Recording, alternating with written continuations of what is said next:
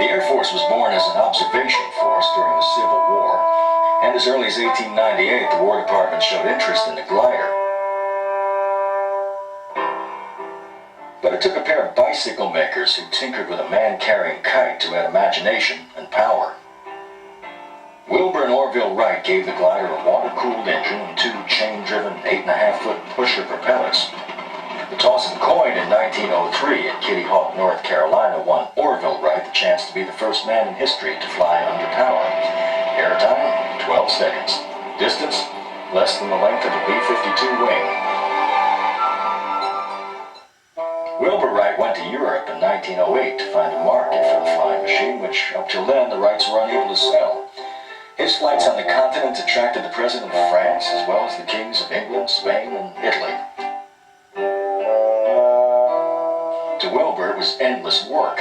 In addition to acting as a pilot, he was ground crew, mechanic, and salesman. A team of horses pulled the plane to a wooden monorail, and this served as a runway on a grassy field. A few men lifted the flying machine into position, facing the wind. To provide thrust for the takeoff, the Wrights had developed a catapult. The props were spun, the engine kicked over. Wilbur and his passenger, a French journalist, took seats in the lower wing and braced themselves for an exciting ride.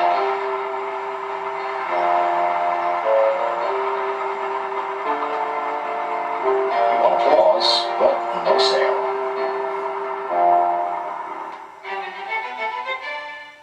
Back in America, encouraged by President Teddy Roosevelt, the War Department opened bids for a heavier-than-air flying machine. Signal Corps specifications required that it carry two persons a distance of 125 miles at an average speed of 40 miles an hour. The Wrights signed a stiff contract. Finally, at Fort Myer, Virginia, they flew a machine that was accepted as U.S. Army Airplane No. 1. By 1913, 41 Army pilots were decorated with these gold military aviator wings. Among them was Lieutenant Henry Hap Arnold, who later, as commanding general of the Army Air Forces, led 2.5 million airmen to victory in World War II.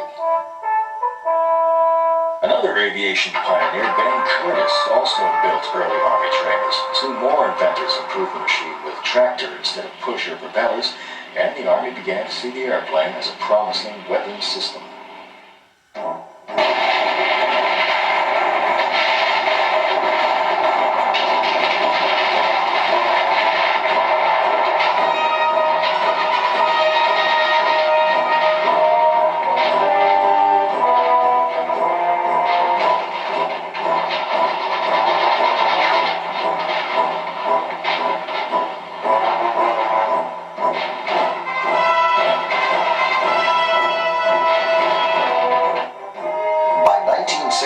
America's only trained aviators were volunteers flying with the French. They were the famous Lafayette Escadrille. They courageously fought when Germany had full control of the sky over Europe. When German U-boats forced the United States to declare war, American air power ranked 14th in the world. Believe me, we were far from ready. I was a rookie cadet, I ought to know. They gave us wooden guns and told us we were going to turn the tide. For training equipment, we molded our own bombs out of plaster. Pretty soon, we trained with the real things, Lewis machine guns. We were issued leather flying togs and helmets. Oh, it was a proud day. First, we made our pre-flight check of our baling wire planes. Then we tried out our wings.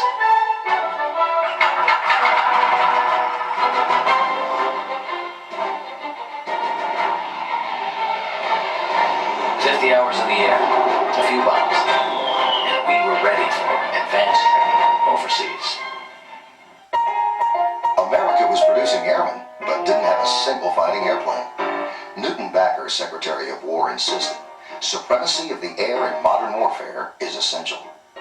President Woodrow Wilson proposed $600 million to meet the needs of military aviation. While Congress debated, the newly minted pilots were dispatched over there. Though they went without airplanes, they did go in style. Camouflaged luxury liners, like the Leviathan, were used as troop ships.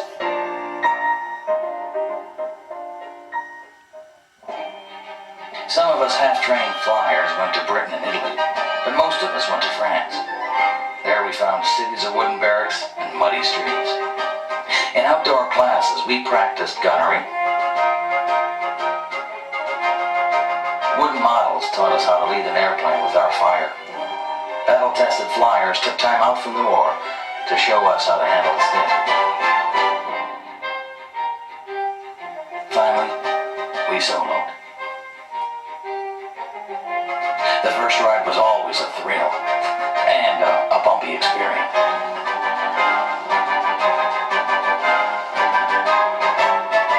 But it was much easier to talk about turning the tide than to produce fighting aces overnight.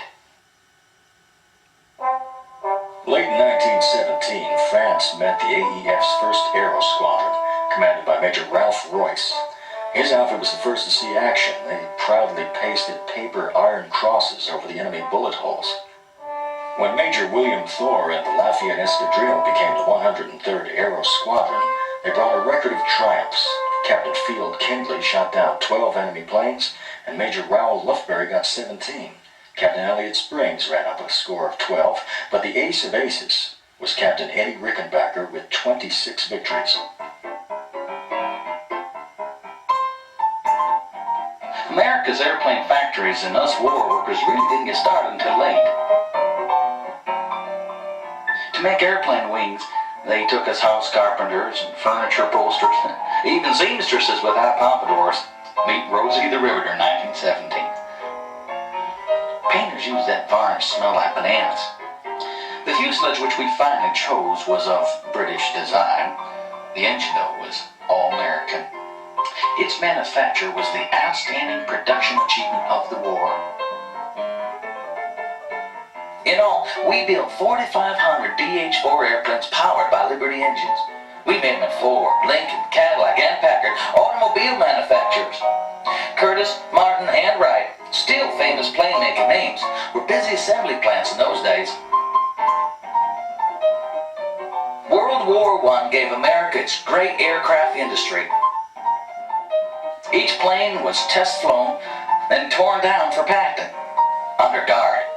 Crated and addressed, he was off to the front. In France, parts were reassembled into the fighting craft which helped sweep the enemy out of the sky. Husky Mademoiselles handled the wings like toys. In May 1918, the first American DH-4s rolled directly from the assembly sheds to the airfields. Only 8 months after they were ordered into production, they joined American aviators ready for the big push. When the order to prepare for battle came, truckloads of aerial bombs were delivered to the planes.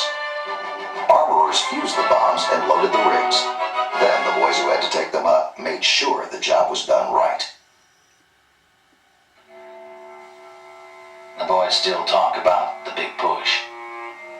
When we lifted the flaps that September morning in 1918, everything was ready. For the Dawn's takeoff, we put flares on our wingtips. Billy Mitchell had asked for every Allied airplane that could fight, and we brought them out. Every Allied field on the continent gave its planes.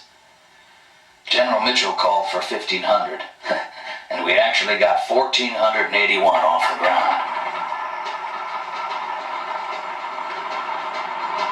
Wooden props bit into the air, and the engines began to rev up. Our mission was to control the skies above the San Mahil sector. This was the First Army's field of battle. Some had orders to bomb and strafe enemy installations, others to engage the Germans in the air. This was it. Each pilot had been carefully briefed for his part in the mission. U.S. aviators in 609 American planes, now a solid part of Allied air power, rose to attack. Germany put Albatross, Fokkers, more than 30 different types of planes in action to fly no-man's land patrols. Some Germans dropped bombs by hand on American troops. Other enemy ships strafed our observation balloons, burning them out of the sky.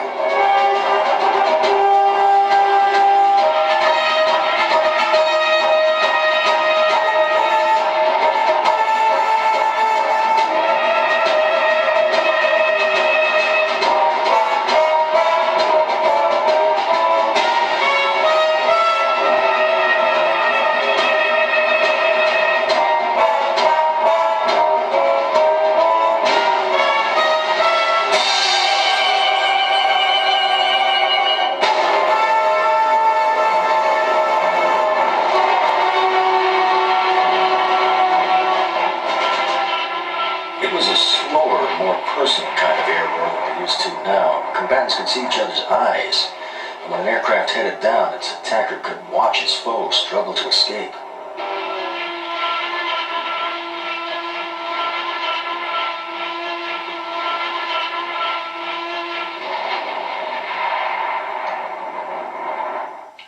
The pilot signaled that he had made another kill, and after a victory roll, he joined his buddies. Allied air power struck back in force. The sky was a beehive of battle. The Allies overwhelmed their air defense, winning and holding air superiority. It was almost the same a few weeks later in the Meuse Argonne offensive, the most notable aerial effort of the war. November 11th, 1918, everyone celebrated the armistice in the Times Squares of the world. In France, our airmen had earned the admiration of the Allies. While victory flags still waved, America cut the Army Air Force by 95%. Many airmen, such as Captain Eddie Rickenbacker, left the service and adjusted themselves to the rigors of civilian life. Those who stayed in turned their battle skills to peacetime endeavors. Rickenbacker left the service and adjusted themselves to the rigors of civilian life. Those who stayed in turned their battle skills to peacetime endeavors. The U.S. Airmail Service was pioneered by the Army, as much to spur improvements in aircraft technology as improvements in postal service. The Postmaster General picked one of us Army pilots to be the first to fly the mail. President Wilson and the First Lady addressed a letter to the Postmaster of New York City. Witnesses watched the first airmail letter being posted. Lack of instruments and navigation maps made flying tough. But we hope jobs like this would increase public confidence in our abilities. With the mail sacked up and ready to go, Wilson and the pilot discussed the proposed flight. Meanwhile, the 4 sacks were stashed away in the open cockpit. Then the pilot climbed aboard and taxied off.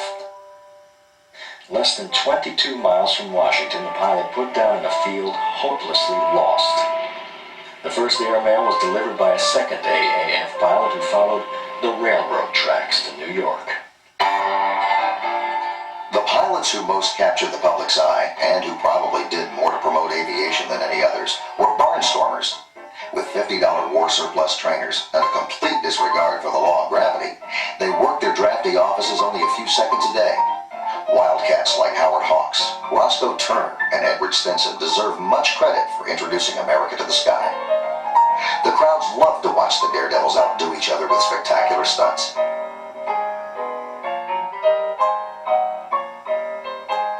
The steady-flying Jenny Standard Army trainer was the barnstormer's favorite perch. Although some of the more reckless civilian flyers gave aviation a black eye, most of them helped America lead the world toward the air age. Wherever there was business enough, the gypsy flyer settled down. He bought a bigger plane, rented a larger cow pasture, and often gave free rides, especially to the ladies. Rides with every modern convenience. Eventually, there grew up the private intercity taxi services which flew millions of miles, direct ancestors of today's big commercial lines. After the war, Congress set up the Air Service as a permanent combat element and permitted training to start again. We studied aerial photography. As the eyes of the Army, one of the Air Service's primary missions was reconnaissance. Our main tool was a high-speed aerial camera. After the pictures were taken, the glass plates were developed. Then a lab man made contact prints. Finally, these overlapping pictures were cut up and pasted down as a mosaic. Some of us were briefed for our first training mission, strafing maneuvers against ground troops armed with anti-aircraft artillery. With the help of the ground crews, we started the takeoffs. In advanced training, we specialized in bombardment, observation, pursuit, or attack. When the troops on the ground heard our engines roar, they ran for cover.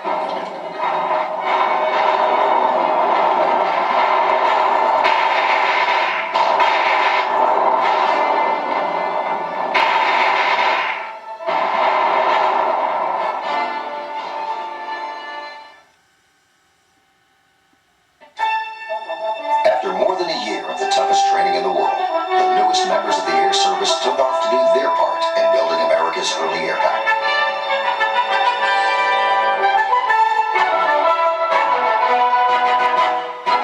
Flying safety was a constant goal. The development of a trustworthy parachute was high on the list of priorities. This test called for jumping off the wing backwards. Another method was having the slipstream open the chute and yank a man into the air.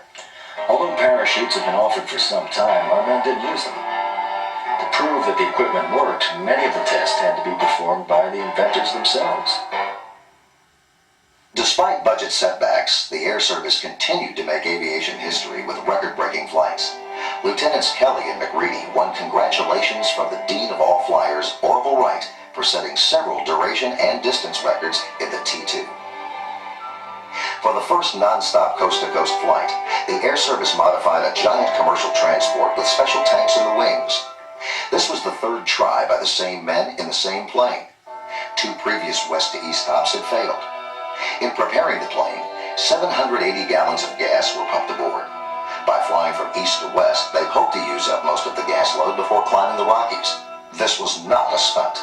John McReady and Oakley Kelly were part of a larger Army program to develop better planes, engines, and navigation, and to advance flying techniques.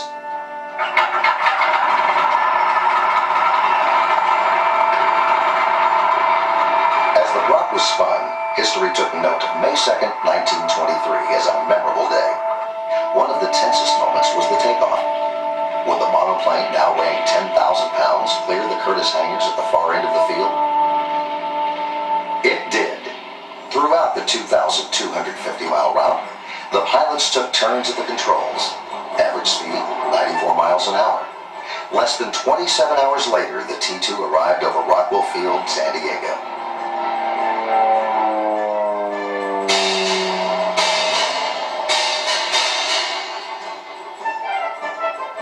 After spanning a continent, the huge plane and its 2-man crew settled down to earth, and the single Liberty engine now taxied the T-2 toward the excited crowds. By covering the greatest distance ever made in a single cross-country flight, Kelly and McReady proved that eventually, in a national emergency, troops could be transported from one coast to the other in little more than a day. It was an amazing feat, considering only 20 short years had passed since that landmark 12-second flight in Kitty Hawk, North Carolina.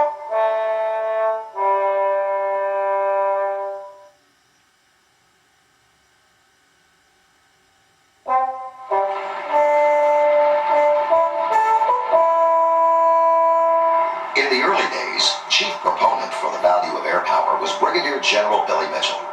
A veteran of the dogfights of World War I, he had insisted that an airplane could sink any surface ship. And when he argued that 1/2 the cost of a single new battle wagon could supply the planes to make the warship obsolete, Congress insisted he get the chance to prove it. General Mitchell said our first task was to give a crash course in strategic bombing techniques to some Navy pilots who would join us Air Corps flyers on the bombing run. Soon enough, our team, called the 1st Provisional Air Brigade, was ready.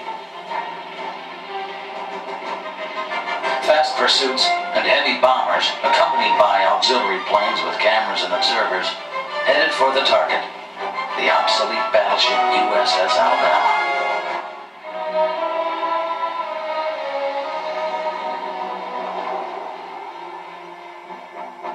Through the use of phosphorus bombs, we demonstrated that fast planes could bomb accurately enough to hit a moving ship.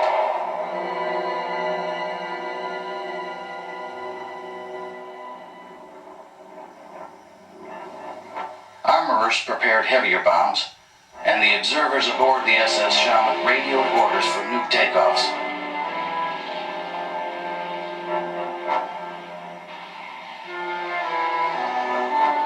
Again, our bombers displayed remarkable precision.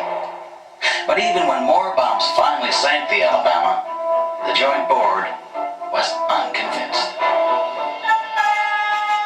2 years later, Billy Mitchell and his men prepared for a new series of battleship bombing tests, this time against the obsolete battle wagons New Jersey and Virginia. The 1923 tests attracted even more widespread public and official attention. On the deck of the San Mihiel were General Pershing, Admiral Shoemaker, Assistant Secretary of War Davis, and the new Air Chief, General Patrick. The target sat and waited for a 2,000-pound bomb to be dropped from 10,000 feet. We had learned that a near miss was the body blow that weakened the hull, setting up a target for the knockout punch. Mitchell's Air Brigade had become more and more expert and could lay those eggs anywhere.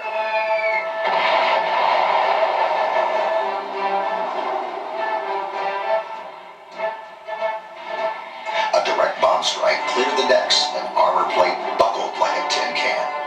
It was the beginning of the end of a mighty warship, victim of precision bombing.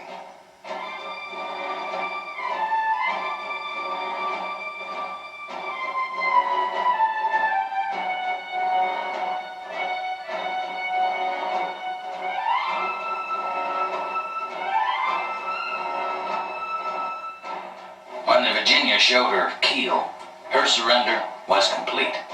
We thought we'd really proved something out there. Maybe we hadn't. For 10 years after the armistice, the job handed America's Air Service was a secondary one, support of the ground forces. We knew then we still had a lot to prove.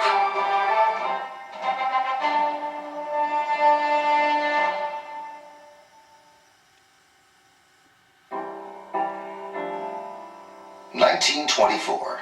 The entire nation, as well as the crowds in Boston Harbor, waited to cheer the first round-the-world flyers.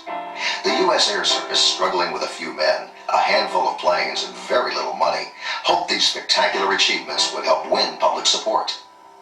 On their 27,000-mile trip, they had flown through every climate on Earth. The conquering heroes, led by Lieutenant Lowell Smith, succeeded where all others had failed, and, at long last, returned home.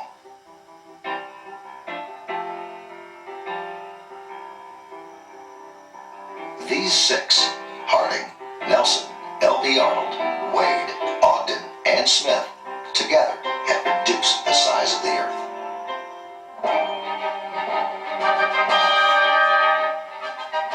At the same time, we developed the Barling bomber.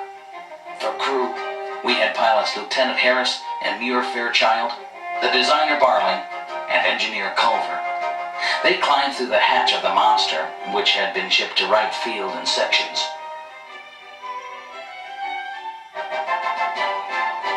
From his open cockpit, the commander surveyed the man-of-war and ordered his crew chief to start the 6 Liberty engines. 4 of these were tractors, while 2 worked as pushers. With everything checked, the pilot gave the signal to taxi toward the takeoff point on the grassy runway. The Barling had 3 wings which spanned 120 feet and it stood 27 feet high, dwarfing all air service planes at the time. Meet the Super Dreadnought, the largest long-range, load-carrying heavy bomber in the U.S. During construction, it had raised many eyebrows. The plane cost somewhere near $500,000, an astronomical sum for a new, untested airplane, especially when the total air service budget was so small. The experimental triplane started to take off for the first time in 1923, 32,000 pounds traveling along at the incredible speed of 61 miles an hour.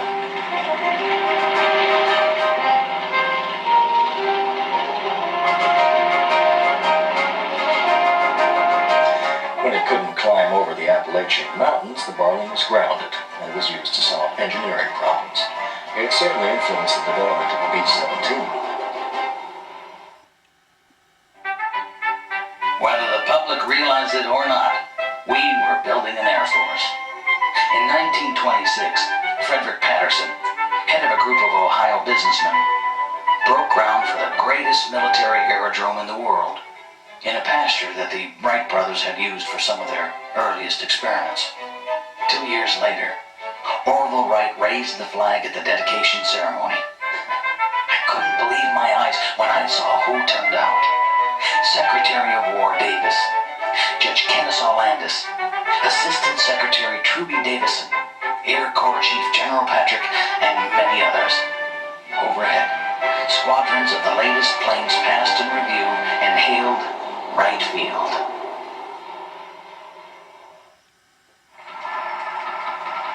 Another distinguished Army flight was the first non-stop attempt from California to Hawaii. Ground crews carefully prepared the huge tri-motor Air Corps monoplane called the Bird of Paradise. She was going to fly an untried course mapped out by Lieutenants Maitland and Hagenberger.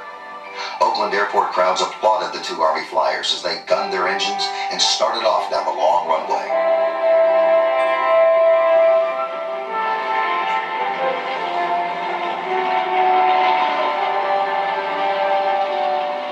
Hundreds of gallons of gas made a heavy and dangerous load. Finally, the Bird of Paradise lifted itself off the earth and headed across 2,400 miles of nothing but ocean.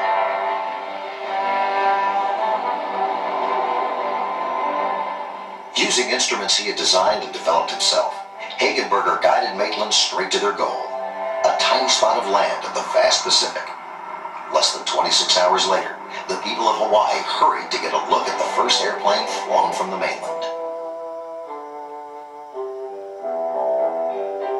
This was later regarded as the most perfectly organized and completely planned flight ever attempted. Hagenberger and Maitland triumphantly returned to the States by boat. In the 20s, the Army watched Americans stunt flying the oceans. Charles Lindbergh, Will Rogers, and Wiley Post, Amelia Earhart, and many others. The Air Corps learned from successes as well as failures like this overloaded civilian takeoff.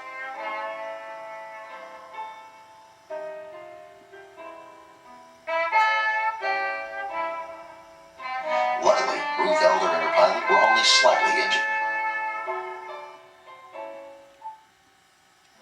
In the search for greater range, very important to air defense, we sent up the famous question mark to try mid-air refueling.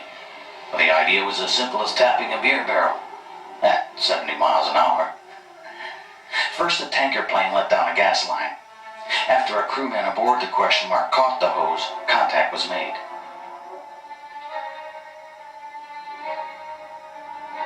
When the transfer was complete, question mark threw off the gas line, which was then pulled back into the tanker plane. During the flight, 43 different contacts were made, 9 of them at night. The question mark flew for nearly a week without landing, and during that time, 5,660 gallons of gasoline and 245 gallons of oil were transferred by this air-to-air refueling method. When the question mark finally came down, it proved that a plane could fly 11,000 miles without stopping, and that U.S. Air Corps flight training was the best. Major Carl Spaatz and his crew, including 2 other future Air Force generals, were the champion endurance flyers of their time.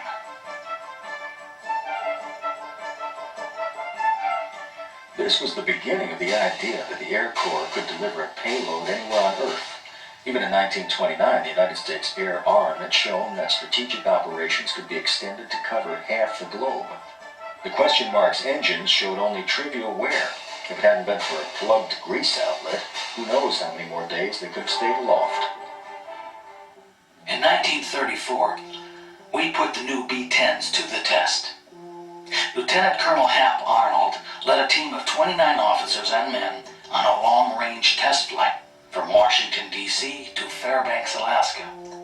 Our mission was to fly over a seemingly endless amount of Alaskan territory, identify and photograph strategic landing areas, and to figure out if it would be possible to send an Air Force to Alaska in an emergency. On the return trip from Juneau to Seattle, the crews flew non-stop 990 miles through some of the most treacherous, foggy rainstorms I've ever seen. It was a tough trip, but an important one. Airplanes had already crossed the North Atlantic and the North Pacific. Eventually, why couldn't enemy aircraft follow the icy meridian straight over the top of the Earth? We know if we could survive the trip, so could the enemy. If they wanted to bomb the United States from the Arctic, technically, they could. Maneuvers like these demonstrated the vital need for a cold weather testing program. Air Corps flight crews spent months in the frozen Alaskan tundra testing and retesting how well their planes would respond to the extreme cold.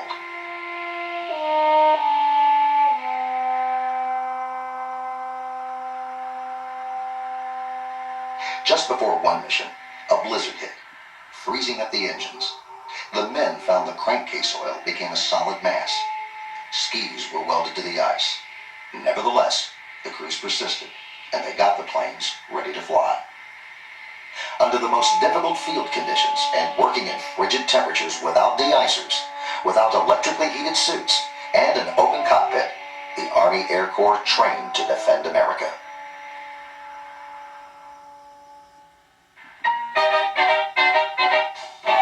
American air races started in 1920 and continued to focus public attention on flying for 19 years. Remember the 1925 Pulitzer contest? Our entry was a Curtiss Hawk. General Patrick instructed Lieutenant Cyrus Bettis as Jimmy Doolittle looked on. The Navy's entry was the same except for the paint job and the pilot. Lieutenant Al Williams held the speed record and was confident of success. Bettis was the first to take off.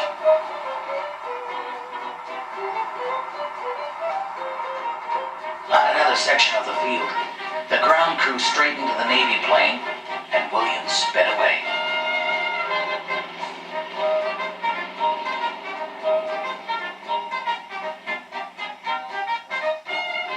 It was a spectacular show around a closed course as Bettis picked up speed. First, he equaled Williams' old record, then he went even faster. Williams dished out tough competition.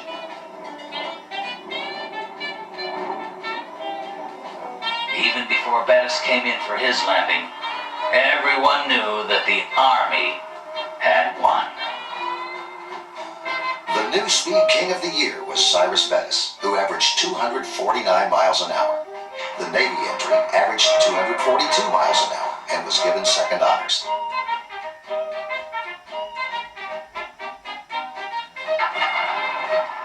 Two weeks later, in the Schneider International Seaplane Race in Baltimore, Army was represented by Lieutenant Jimmy Doolittle.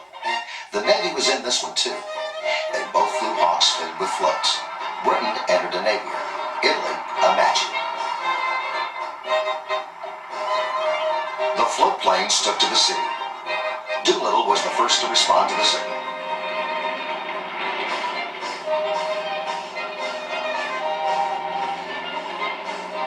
In the face of top-notch competition, Army was the first to cross the finish line, a 232-mile-an-hour winner. During the 20s, the Air Corps proved the airplane was more than just a weapon. Army flyers had cut time and distance by flying higher, longer, and faster. But in 1930, with the dedication of Randolph Field, a new Air Corps era began. This was to be the West Point of the air, and it soon developed into one of the greatest air bases in the world. To this Texas Air City came headquarters for the Army Air Corps Training Center. We held large-scale maneuvers in 1931 over the northeast quarter of the nation. Veteran flyer General Benjamin Floyd, who was to be named Chief of the Air Corps before the year was out, announced that this was the greatest concentration of Army Air Corps planes ever attempted. We had brought to Dayton, Ohio, almost 700 Martin, Keystone, and Curtiss two-engine bombers, backed by squadrons of swift Boeing P-12 pursuits. For a 9-day period, air crews practiced combat maneuvers with all types of military aircraft, flying almost 2 million air miles. Outside San Antonio, Texas, the 3rd Attack Group, one of Hoyt Vandenberg's early outfits, developed techniques to destroy enemy planes on the ground. For targets, they used Weary Willies, a polite name for worn-out and obsolete aircraft. Each Keystone dropped a string of 3 bombs. The lesson? Enemy planes destroyed on the ground can never menace the skies. In the States, we agents of the Indian Bureau had asked the War Department to help us get food to the snowbound Navajo tribes in Arizona. The 11th Bomb Squad came to us from Arch Field.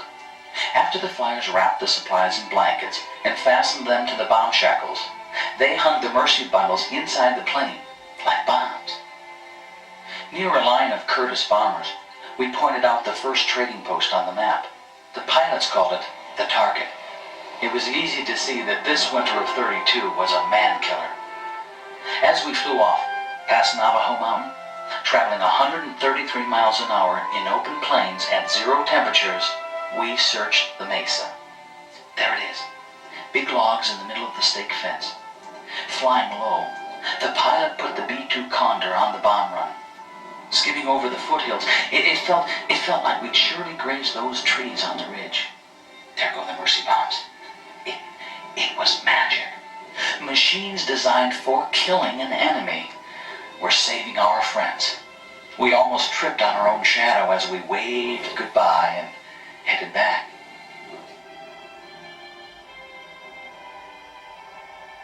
Agents on the scene reported that by dropping 15 tons of supplies, the Air Corps had saved entire families.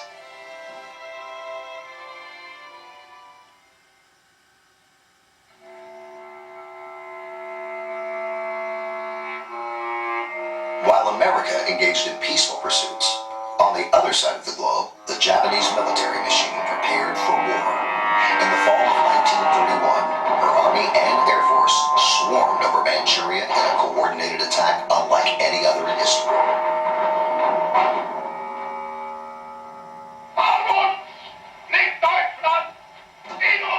In Germany, still downtrodden after the loss of World War I, a small cadre of militarists plotted to take power, believing expansion to be Germany's only hope for renewal. They believed as well that the key to that expansion would be the lightning use of aircraft and armor.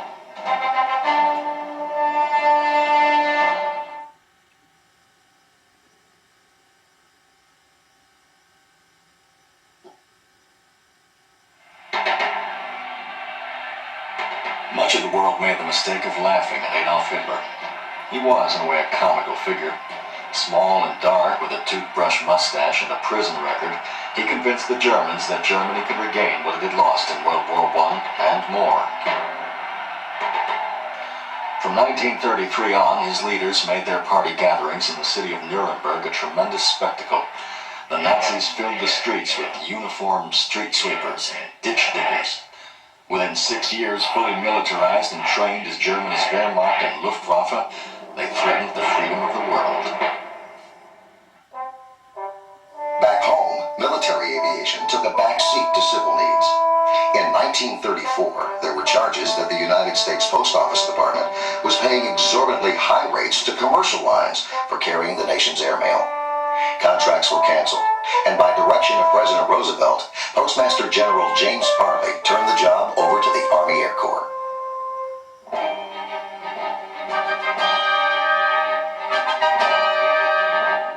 In obsolete planes, including open cockpit fighters and trainers, the Air Corps maintained day and night airmail schedules. In spite of weather and the lack of equipment, we tackled the job as though flying the mail was a series of combat missions. Operating from airfields which still used World War I searchlights and flying without a beacon system, crashes were inevitable. We lost some good men. The nation wondered how the Air Corps could ever carry bombs if it couldn't carry mail. But investigators concluded that if we had been given the planes, personnel, and training funds for which we battled all those years, we could have done this or any job.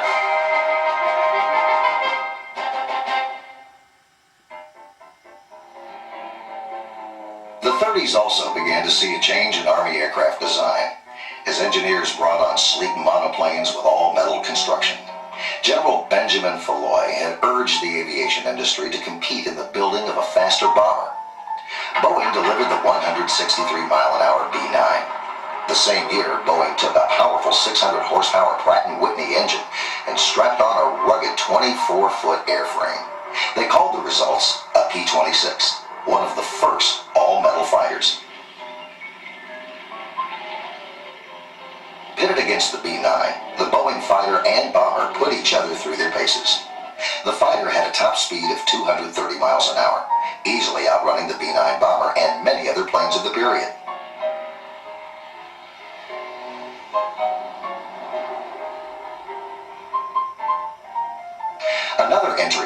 competition was Martin's early version of the B-10, also a twin-engine, all-metal monoplane. It had a waist gun, a nose gun, and an efficient bomb bay which would close on a 2,000-pound blockbuster. This armament, plus a 1,300-mile range, made it the most powerful bomber of the time, while its speed of 207 miles an hour made it the fastest in the world.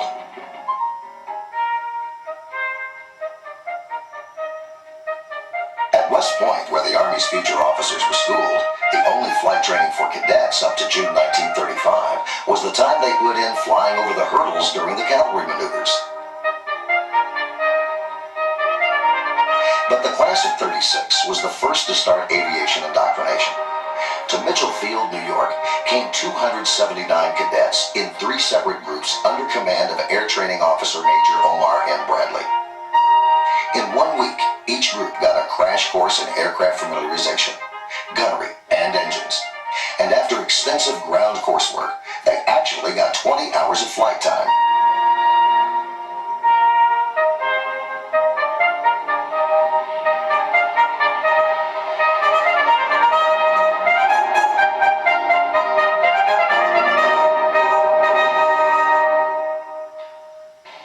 Meanwhile, Hitler's rise brought a rebirth of the German Air Force.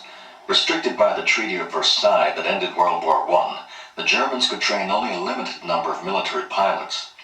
Hitler well understood, however, the importance of air power, so he created a massive civil aviation program. Glider clubs for Hitler Youth were fostered throughout the fatherland. For the bigger boys, flying sports clubs were the attraction, introducing young men to basic flight training. Aircraft manufacturers were ordered to build only commercial planes, adding capacity far over and above that which would have been allowed for military purposes. Then, finally abrogating the Versailles Treaty, Hitler gave Reich Marshal Hermann Goering, soon to be leader of the Luftwaffe, the green light to shift civilian production to military. A new generation of German fighters and bombers began rolling off the assembly lines. America, the cradle of aviation, soon was outmanned and outplaned. We didn't seem to know that it took 1 year to train a pilot and 5 years to design and build an airplane. Hermann Goering did. Hitler now had a powerful political weapon, and he wasted no time putting it to use. March 11th, 1938. Mechanized forces with 400 aircraft crossed the Austrian border. Hitler himself followed the next day and formally swallowed up the Republic of Austria and its small air force. It was the opening act of World War II in Europe, and even while Europeans continued to believe Hitler could be placated, America started gearing up for war. September 29, 1938, Hap Arnold became Chief of the Army Air Corps. With Andrews, he briefed Army Chief of Staff General George Marshall on the air facts of life. On the day following Arnold's appointment, the Munich Agreement was signed. British Prime Minister Neville Chamberlain thought he had achieved peace. Peace in our time. But the very next day, 500 German aircraft assisted in the invasion of Sudetenland, the region of Czechoslovakia closest to Germany. 6 months later, the Czech Republic was dissolved, without firing a shot or dropping a bomb. Hitler's military machine had won for him a great victory. Munich taught the world a great lesson. In international diplomacy, as in poker, you can't win if someone else holds all the aces. So in 1939, the Air Corps began to expand its pool of reserve pilots. Young Americans came to Texas to learn how to walk in the flight boots of air heroes like Thomas Selfridge, Eddie Rickenbacker, and Billy Mitchell. Cadet requirements were rigid, and the course was tough. In fact, only 50% of each class made the grade. We upperclassmen guided the new flying cadets. We called them dodos. Before the dodos learned to fly, they became soldiers. In one intense year, they had to absorb the Army's long tradition of service, honor, loyalty, and discipline, so that later they would know how to command. We looked at every cadet as more than a prospective aviator. He was a potential officer in the Army Air Corps. In the academic phase of the life at Randolph Field, the Department of Ground Training provided the new cadet with studies in meteorology, navigation, radio, and air regulations. In fact, all the knowledge necessary to become the best darn pilot in the world. When we marched into the mess hall, we were anxious to hear the orders of the day. Classes which were promoted into basic training were announced by the cadet adjutant. The next morning, my new officer instructor was waiting for me when my class reported for duty. Those of us who didn't wash out thought we were pretty hot pilots. But soon after breaking ranks, we realized we had a lot to learn when we met a real flyer. We were about to spend a lot of time with this man and with our new basic training plane, and we liked them both from the start. After flying primary trainers, the slick BT-9s looked like push-button flying jobs. We still didn't have to worry about retractable landing gear or armament, but now we did have to work flaps, trim tabs, operate radio, and other new devices.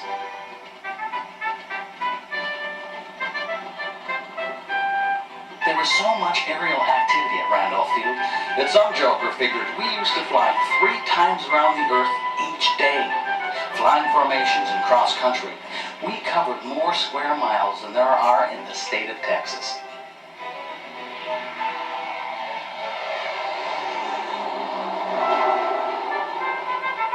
Although we had more instruments to watch, more complicated equipment to handle, flying was no longer a chore.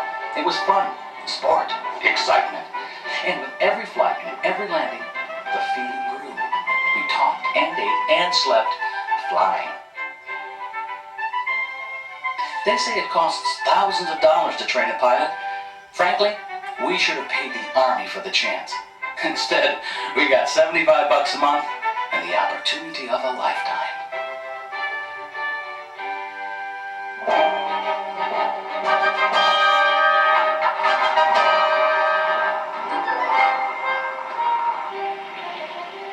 For advanced training, we sent the fledgling flyer to nearby Kelly Field.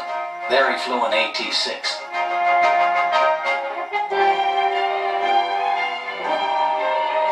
When a cadet brought his ship in for the last time, he was ready for graduation. With simple ceremonies, the cadets were sworn in and commissioned as second lieutenants in the Reserve Corps.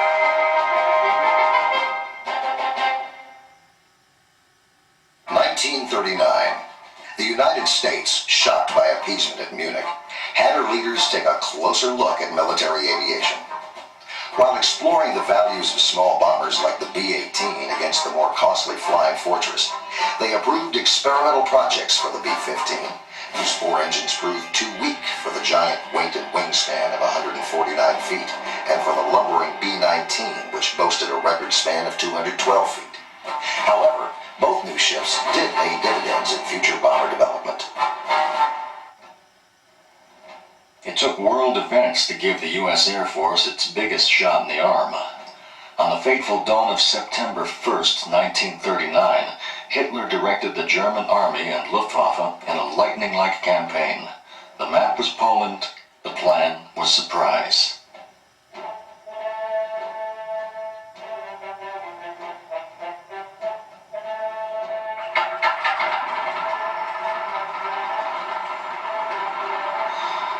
Years before, President Wilson had warned us that any future war will inevitably open with great aerial activity. Wilson was right. Without warning, 2,000 modern German combat planes took off for the first aerial blitz in the history of the world.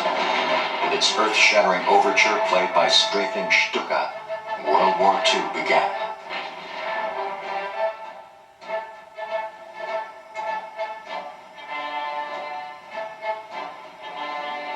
As thousands of bombs demolished Polish cities, the U.S. Air Corps learned a lesson. Now Hitler's threat, today Germany, tomorrow the world, was both believed and feared.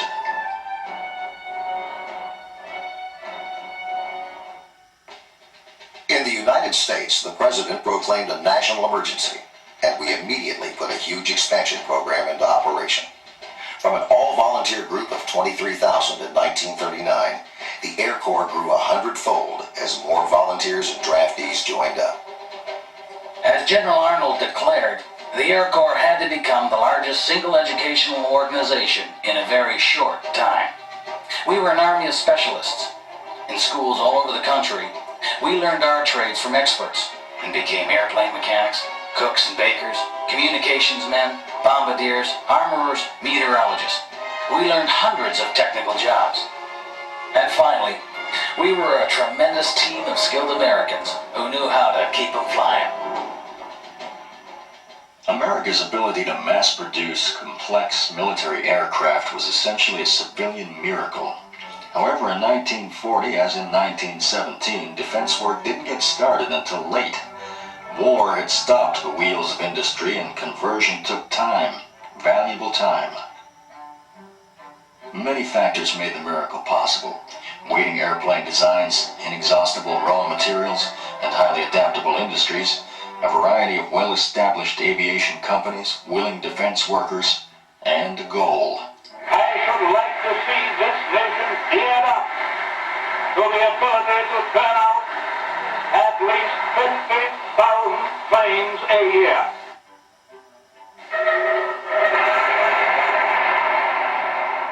Many said this was impossible, but the new models were ready. B-25 Mitchell by North American, P-38 Lightning by Lockheed, B-26 Marauder by Martin, B-39 Air Cobra by Bell, B-24 Liberator by Consolidated, and P-40 Kitty Hawk by Curtiss. But 50,000 aircraft meant speeding up from 2,000 planes a year to more than 4,000 planes per month. Could America do it?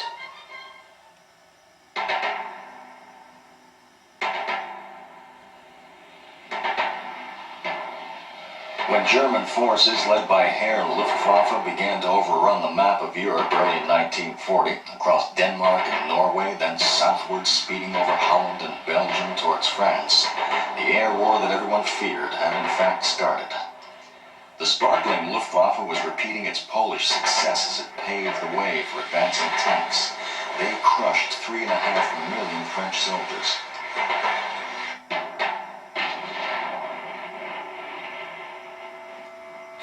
While German troops and airmen goose-stepped on the heart of Paris, the Luftwaffe seemed invincible.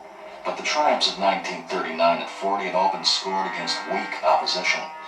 After the French surrender June 22nd, only the British Royal Air Force remained for the Luftwaffe to conquer. The test of strength soon came. The battle for Britain. The RAF was ready, but outnumbered. Warned of the approaching attack, their fighter command sprang to the task of trying to hold off the invasion, while Britain's spotters and warning centers tracked the enemy planes. The outnumbered few fought back with more than blood, sweat, toil, and tears. British pilots shot down over friendly soil, returned to action in days. Their Nazi counterparts spent the rest of the war in POW camps. The loss of pilots devastated the Luftwaffe. Then, Goering switched to night raids. Repeated raids on southern ports and shipping were furious. London was still the main target, but British people would not buckle. Britain was saved.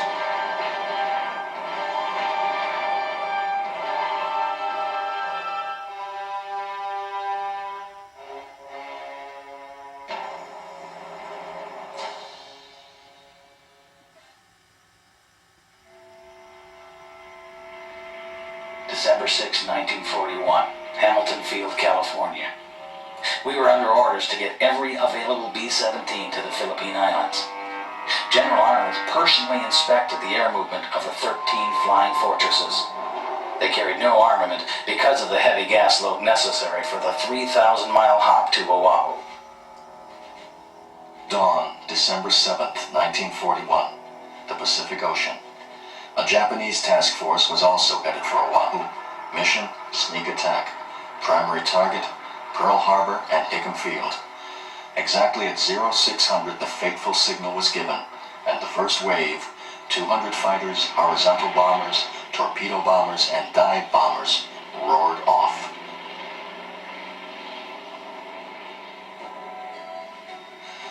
Pearl was an ideal target because, through greater fear of sabotage than air attack, ships and planes had been brought together rather than dispersed. When our B-17s from California finally approached the island, our engines were heard by some of our men at Pearl and Hickam. At the same instant, from another direction, the Japanese struck. In the midst of the onslaught, we arrived unarmed, helpless. We could do no more than find a place to land.